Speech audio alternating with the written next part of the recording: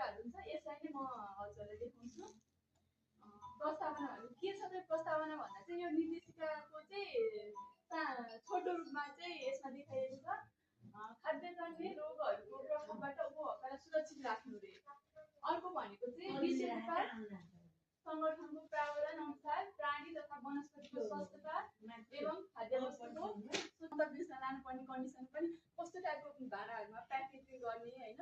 अब भनौँ कस्तो हुन्छ भन्दाखेरि कहिलेकाहीँ लाँदा पनि हाम्रो क्वालिटी त अब भनौँ न मोइस्चरै एब्जर्ब गरेर सरले भनेको जस्तै राम्रो भाँडामा प्याकिङ गर्न सक्यो भने मोइस्चर एब्जर्ब भएर त्यहीँ पनि हुनसक्छ नि त मोइस्चर घट्न सक्नुहुन्छ हो। त्यो कुरामा चाहिँ ध्यान दिएर चाहिँ एकदम व्यवस्था गरेर चाहिँ लानुपर्ने हुन्छ। मौरी ढुवानी गर्दा मौरी जन्य पदार्थहरू ढुवानी गर्दा पुलिसले बाटोमा दुःख दिने गरेको छ। यो के छ म एपिस्टिन पात्र र फर्मेस्टिन भन्ने दुईटा हुन्छ।